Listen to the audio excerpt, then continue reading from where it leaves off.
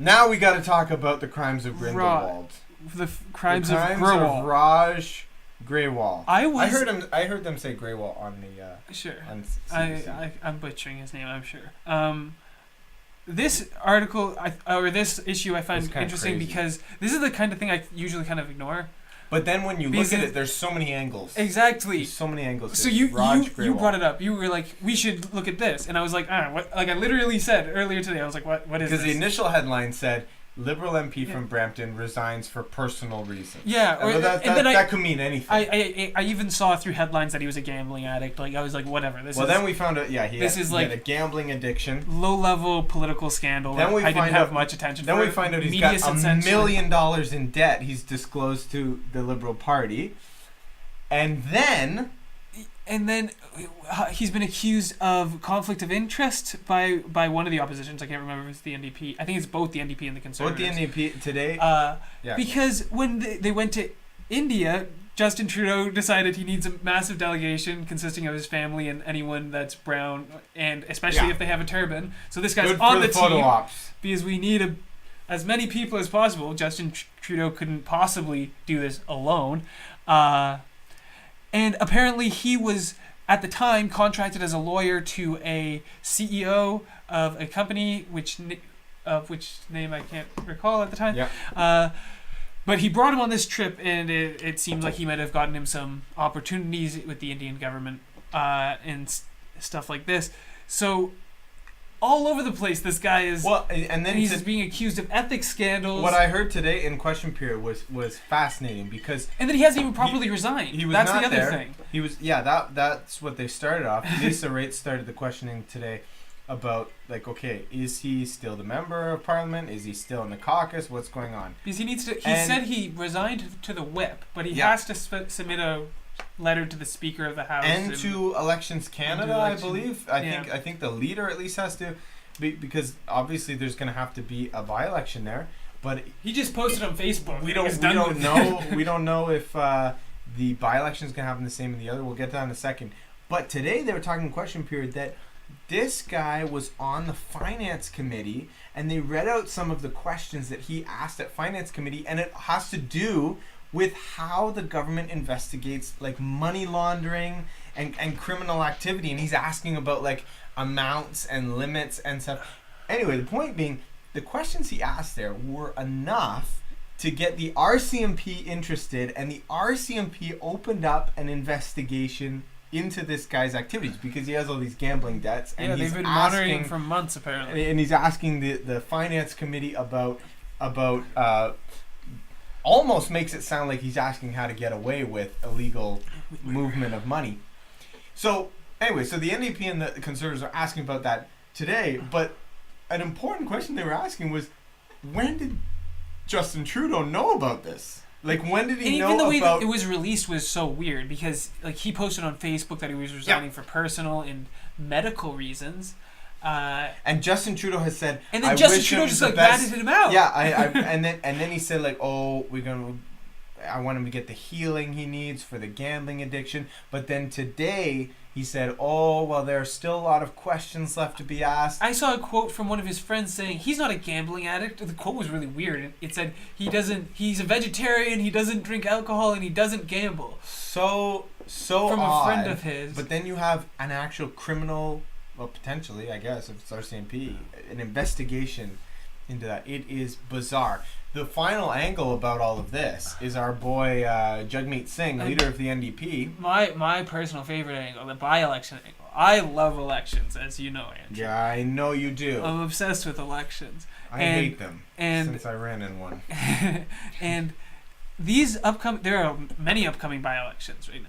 Yeah. There are actually 7 upcoming by-elections. I think I had them written down somewhere. But I think in February there's only 2 though. Yes. So it's 3. It's December 3rd, actually, in a couple of days. There'll be 2 in Leeds, Grenville, and Rideau Lakes, I think, are the 2. Okay. And then there's 3 more announced for February. Okay. Which are the Outremont in Quebec, near Montreal. Tom Mulcair's old riding. Exactly. Mm-hmm. And then it's one outside of Toronto. I can't remember off the top of my head. and there's one in Burnaby. And now there's also two more, because in Nanaimo, BC, the provincial MLA decided to run for mayor of Nanaimo. So now the MP is deciding to run as the MLA. Oh, you're kidding. Okay. So she's waiting to resign until she's able to call a by-election. So we don't know if that one will happen in February as well yet or not. And but what's crazy is that Jagmeet Singh committed and has started campaigning basically in Burnaby South in BC, even though he's not from there. And he's been struggling. And it's rough because, you know, there used to be, for those who don't know, there used to be kind of a tradition back in the day that if a leader of a party was running in a by-election to get a seat in the House, right, Jagmeet Singh is the leader of the NDP, but he doesn't have a seat in the House. If they're running, the other parties would not run a candidate against that person, just so that they have kind of an easy ride to get in. But this is such a close race that both the Conservatives and the Liberals are saying, no, we're running candidates against the thing is, the by-elections are so important right now. Yeah. The Conservatives have been putting a lot into all the by-elections, like they did in Quebec. In Quebec with Chicoutimi or whatever. Chicoutimi-Lafleur, yeah. They put a lot into that to try and push this kind of momentum kind of narrative, to demonstrate momentum. And they're super important for the People's Party, because as soon as they run a candidate in a by-election, they're able to offer tax receipts on donations, which is huge for fundraising.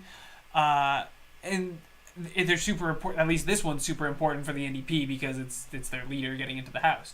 And there's been rumors about if he's unsuccessful about getting into the House, they might dump him. They might dump him as leader. So I think that offers even deeper implications into especially that race, because it's like, wait, how does the power of the NDP affect the other parties? Like the Liberals want a weak NDP because then they capitalize the whole left-wing vote, right? Yeah. The CPC want a strong NDP. Hello and welcome to True They want a strong NDP because then it erodes into the Liberal support, splits the vote, and allows them to come out on top in a lot of these races, like was happening not so long ago, right? As the NDP was surging under Jack Layton. That's when the CPC held government for a long time. Whereas the PPC, it's not as clear. What do they want? If they're a Conservative party, maybe they want the NDP to split the left-wing vote, just like they're kind of splitting the right-wing vote. Mm-hmm. But maybe they want a weak NDP because there has been a lot of NDP support shifting towards the PPC as a more kind of anti-establishment party. They do have a lot of crossover voters, despite being kind of on different sides of the political spectrum. So it's not.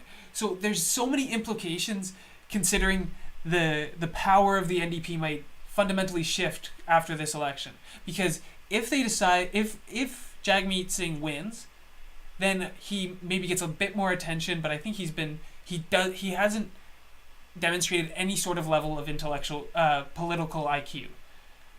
He's definitely an intellectual, but definitely there's a low level of political IQ. He doesn't know how to market himself. He doesn't know how to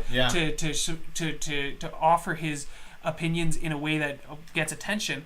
So if he's able to squeak through, which it's looking like it'll be difficult, because in the last election the NDP candidate only won by about 500 votes, and right now the Liberal candidate is polling above him. If he's not able to win, then maybe the NDP would really benefit from cutting him loose and getting some more media attention through a kind of leadership race. Not that their last one got that much media attention. Well, I think that when Jagmeet Singh ran for, and I just posted, for those of you who are watching, I just posted in the comments our Who's Who video on Jagmeet Singh, if you're wondering who he is as leader of the NDP. We did a video on that.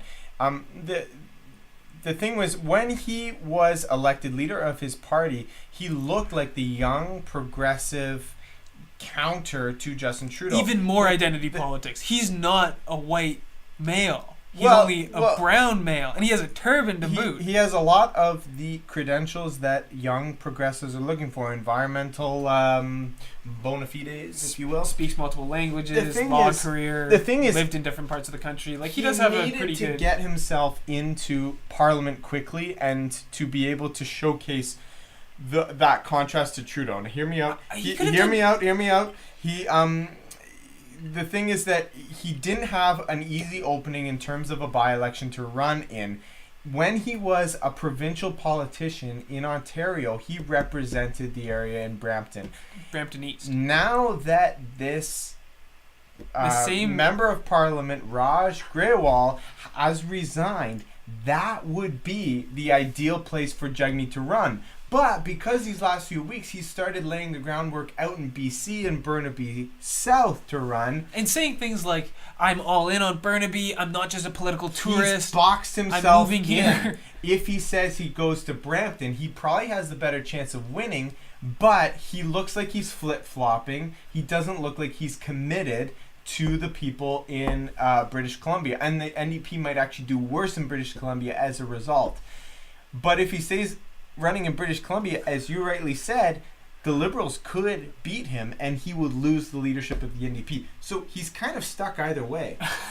You know, I really think the Liberals are screwing with him. Like, they've for so long they said they weren't going to have a by-election. They've held off the by-election until February. They've also done that, it seems, to allow the PPC to run, because the Liberals benefit from a somewhat strong PPC. They don't want them getting enough momentum, but to pull away from the but they want enough to pull away from the conservative vote, right? So it's this weird chess match to delay so the PPC are eligible to run, but then they seem to be screwing with Jagmeet Singh, and I don't understand why, because Jagmeet Singh has led a weak party, and they benefit from that. But all of a sudden, they're doing multiple moves to kind of destabilize, and I know they don't have absolute control over the way. But the way that it was, the Raj situation was so weirdly announced.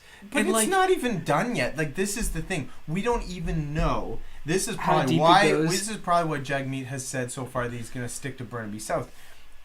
We don't know even if the Brampton by-election for Raj Grewal will be held in February with the other ones.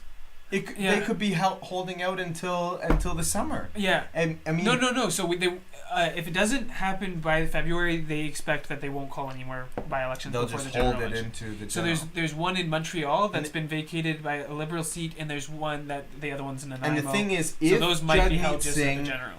does not get a seat in Parliament before the next general election, it will be devastating for the NDP. We have to imagine they'll run a leadership campaign. It would be how would he rebound from that? What do you mean? If the party they'd have to run like an internal a party leadership campaign. They'd have to run a leadership election. No, but I mean if he doesn't get a seat in the sense that he doesn't run in Burnaby South and then they decide not to run the Brampton. You know what I mean? Like if he gets stuck in a situation where there's where he can run. Oh man, if he did that, they could easily do that. Like they don't have to declare a candidate for Brampton East. They could, if Brampton East is not happening in February. That's what I mean. I wouldn't be surprised if I'm right and the Liberals are being savvy political. The NDP is a huge threat to the Liberals. But like that's the political calculus that's going on here. It would seem like they would offer him, they would try to pressure him into the ultimatum and try to make the Brampton one happen and try and push this Raj situation behind them as fast as possible and force them to make this decision. So I really wouldn't be surprised if they tried to turn it around quickly and do it in February, both of them in February. But in the case that it doesn't, which is like seems like the more reasonable solution. Not my like crazy conspiracy. The Liberals are launching a crazy war room campaign already. It does seem like that he would use it as a fallback, but it seems like they have to drop him. Like if he has been so irrelevant, has done nothing for the NDP support, and a leadership campaign would. Like it did on Ontario, it would give them a lot of... Is it possible to pull up Jagmeet Singh's... I'm sorry, I've been telling a lot of people about this. Because for some people who don't realize, like...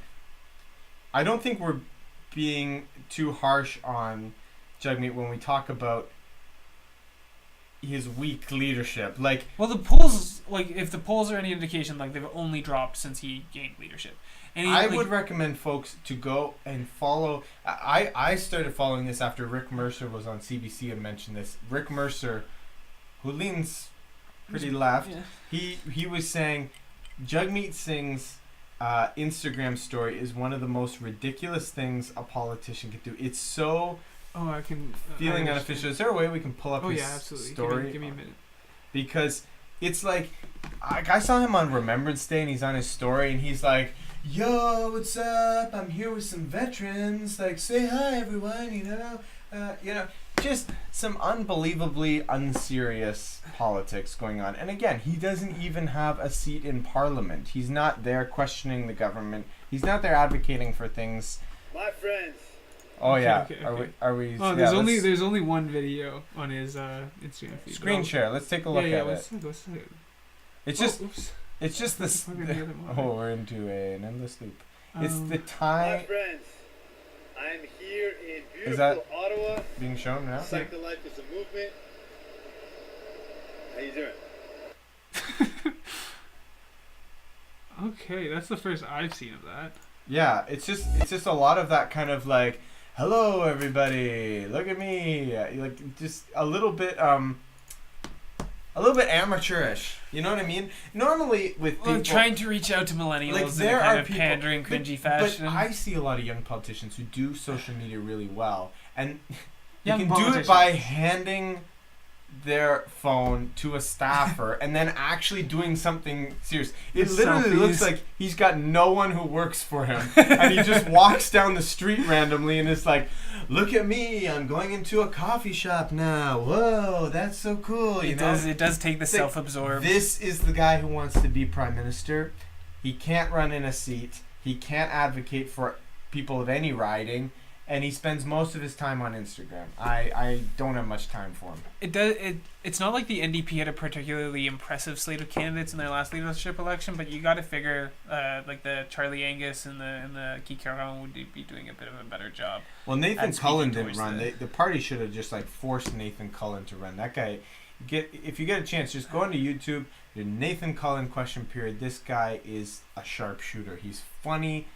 He's not that old. He's He's got the kind of, Tom Mulcair as leader of the NDP was known for questioning the government. Yeah. And Nathan Cullen does that really well. Even today in question period, he had a great showing. Yeah, so maybe they could pressure him to run if Jack Meat is not successful. So If Jack Meat's not successful, though, the party's done in 2019. Like, they won't have time to, like, I do think get a new leader in place.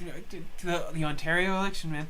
Like, I really think that would generate way more media than they have since Jagmeet Singh won.